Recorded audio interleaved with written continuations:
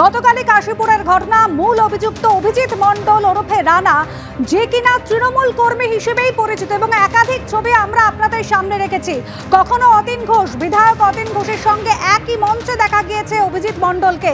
বিভিন্ন ছবি Facebook live সামনে এসেছে, যেখানে দেখা যাচ্ছে অভিজিৎ মণ্ডল কখনো তৃণমূল কংগ্রেসের পতাকা পাচ্ছেন, কখনো আবার 21শে জুলাই, গত বছরের 21শে জুলাই সেই শহীদ দিবসের মিছিলে হাঁটছেন।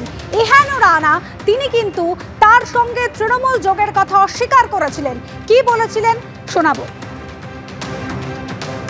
প্রথমত হচ্ছে ওইভাবে আইন হাতে তুলে নেওয়াটা আমার ঠিক হয়তো হয়নি, কিন্তু ওনাকে এমন কিছু মারধরও করা হয়নি। আমার ছেলেরা দুটো চড় মেরেছিল ওনাকে, আপনারা দেখবেন সিসিটিভি ফুটেজে আছে। আরেকটি ঘটনা হচ্ছে, উনি দীর্ঘদিন ধরে আমাকে উত্তক্ত করে যাচ্ছে, রাতে ফোন করে।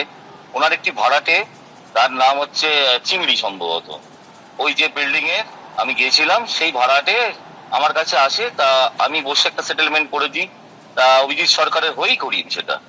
তা উনি আমাকে, ওনার একটা সন্দেহ আমার ওপর, কেন জানি না, তা ওনার সঙ্গে আমার আগে রিলেশন ছিল। আমি রিলেশন মেনটেন করি না, কেননা উনি সারাদিন মদ্যপ অবস্থায় থাকেন। উনি বহুবার রিহাবেও গেছেন। হ্যাঁ, উনি ফোনে এমন কথা বলেন। আমার স্ত্রী একদিন ফোন ধরেছিল, আমার স্ত্রীকে উল্টো পাল্টা কথা বলে ফেলেছিল আমি ভেবে। হ্যাঁ, এবং রাস্তাঘাটেও আমার মানে মদ খেয়ে গাড়ি করে যাচ্ছে, আমার স্ত্রীকেও কটূক্তি করেছিল। হ্যাঁ, তা সেইগুলো দিনে দিনে দিনে দিনে হতে হতে দেখুন একটা মানুষ কতদিন আর মাথা ঠান্ডা রাখতে পারে। গতকালও উনি শ্যাম নামক একটি ছেলের মোবাইল থেকে ফোন করে বলে, আমি তোর বাড়িতে আসবো, হ্যাঁ তোকে লোকজন নিয়ে আমি বাড়িতে আসছি, হ্যাঁ তুই আমার কাজটা করে দিচ্ছিস না, মানে ওখানে বাধা দিচ্ছি আমি নাকি। আমি দেখুন নিজে প্রমোটার, আমি নিশ্চয়ই চাইবো কারোর কাজটা হয়ে যাক।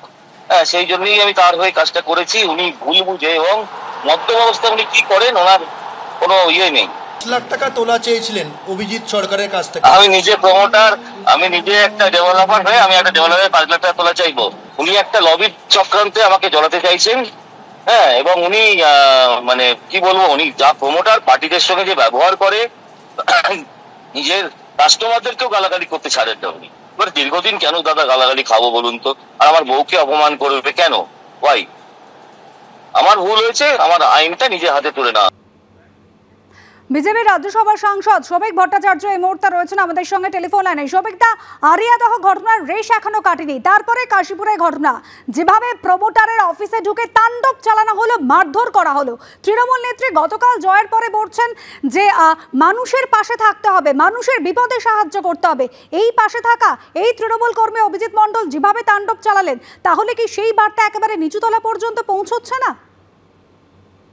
দেখুন, কে মদ্যপ অবস্থায় ছিল আর কে টক দই খেয়ে কোথায় গিয়ে ভাঙচুর করেছে, এটা নিয়ে বিজেপির খুব একটা বেশি আগ্রহ নেই। আজকে সামাজিক অস্থিরতা এবং তার সঙ্গে সঙ্গে একটা শব্দ আমদানি হয়েছে, তোলাবাজি। এটা একটা রুয়াকি শব্দ, বেঙ্গলি স্ল্যাং। এটা আজকে ব্যবহার করছেন সবাই। এটা কাদের জন্য তৈরি হলো? মুখ্যমন্ত্রী বললেন যদি কোনো অসঙ্গতি থাকে তাহলে তার দায় দল নেবে না, কিন্তু দল না নিক, প্রশাসন তো নেবে। প্রশাসক হিসেবে তার ভূমিকা কি?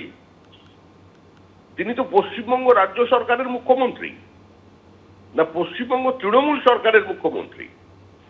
আসলে 12 বছরে এই দলটা শাসন ক্ষমতায় 3 বার আসার পরেও সরকারটাকে পশ্চিমবঙ্গ রাজ্য সরকার বানাতে পারেনি, তৃণমূল সরকারই থেকে গেছে।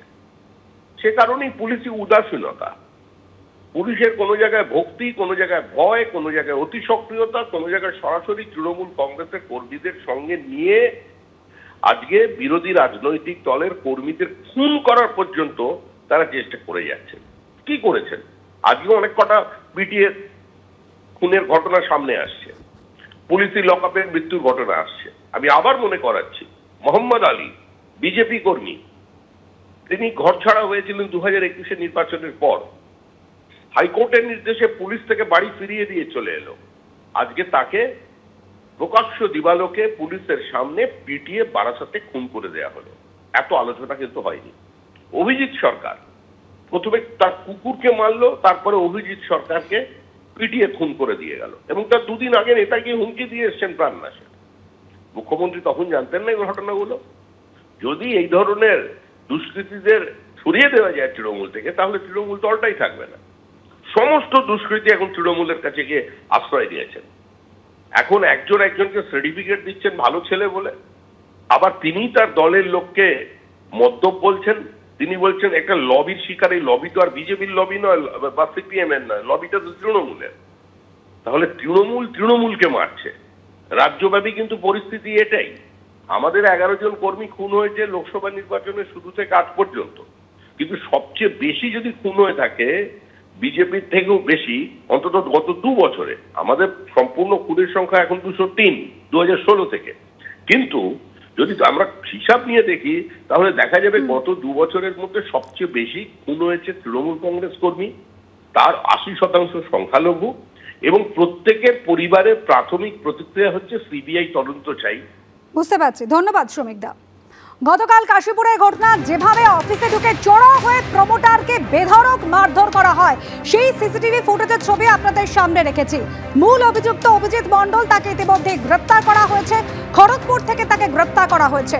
সব মিলিয়ে এই ঘটনায় 6 জনকে গ্রেপ্তার করা হয়েছে।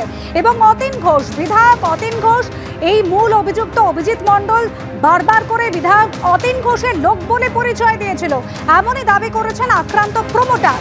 আর সার্টিফাই করেছেন বিধায়ক অতীন ঘোষ। তিনি বলছেন এই অভিজিৎ মণ্ডল শিক্ষিত বুদ্ধিমান ছেলে, পরিচিত তৃণমূল কর্মী, অপরাধ করলে ওকেই দায় নিতে হবে, এমনই দাবি করেছিলেন অতীন ঘোষ।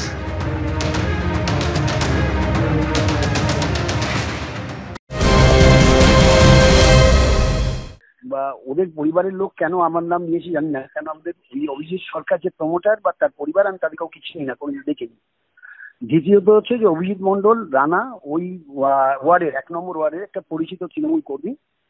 আমার সাথে কেন, ওখানকার কাউন্সিলর কার্তিক মান্না, আমাদের এমপি সুদীপ বন্দ্যোপাধ্যায়, সবাই তাকে ব্যক্তিগতভাবে চেনে, সবার সাথে ওর যোগাযোগ আছে। এইবার দ্বিতীয়ত হচ্ছে যে আমি ওই বিধানসভা কেন্দ্রের এমএলএ হয়েছি মাত্র 2.5 বছর। আমি ওখানে সপ্তাহে 2 দিন ওখানকার ওয়ার্ডের অফিসে বসি, 1 নম্বর ওয়ার্ডের কাশীপুর রোডে যে অফিস, সেখানে বসি। সেখানে সমস্ত ওয়ার্কারদের মতো ওই ওয়ার্ডের অভিজিৎ মণ্ডলও রানা আসেন। দ্বিতীয়ত হচ্ছে যে অভিজিৎ মণ্ডল রানা কখন রাত্রিরে গিয়ে কার সাথে কোথায় গন্ডগোল করবে সেটা তো আমার পক্ষে জানা সম্ভব নয়, বলা সম্ভব নয়। যদি কোনো অহিতকর কাজ, অন্যায় কাজ হয়ে থাকে, তার দায়টা রানাকে নিতে হবে এবং আইনের পথে চলবে, ব্যবস্থা নেবে। তো আমার পরিচিত লোক, আমি ডিনাই করছি না, আমার পরিচিত লোক, কিন্তু ওর কোনো ক্রিমিনাল ব্যাকগ্রাউন্ড আছে, এই ধরনের ব্যাকগ্রাউন্ড আছে, এটা আমার জানা নেই, আমি কোনোদিন শুনিনি। গত 2.5 বছরে আমি কোনোদিন শুনিনি। তো স্বভাবতই এরকম, যদি এইরকম ধরনের ঘটনা করেছে এবং আমি সিসিটিভি দেখলাম করেছে, যদি করে থাকে পুলিশ এনকোয়ারি করে যদি দেখে যে অভিযুক্ত, পুলিশ যথাযথ ব্যবস্থা নেবে। আমি এই ঘটনা সম্পর্কে অবহিত নয়, আমি প্রথম এবিপি আনন্দর কাছ থেকে ঘটনা জানতে পারি। শুনুন, জয়ন্ত সিং এর সাথে আপনি যদি রানা মণ্ডলের তুলনা করেন, আমার মনে হয় আমি যতদূর 2.5 বছরে দেখেছি আর ভুল হবে, কারণ 2.5 বছরে তো ওর এগেনস্টে কোনো ক্রিমিনাল কেস বা কোনো ক্রিমিনাল প্রসিডিং বা এই ধরনের ঘটনা ঘটার কোনো অভিযোগ আমার সামনে আসেনি।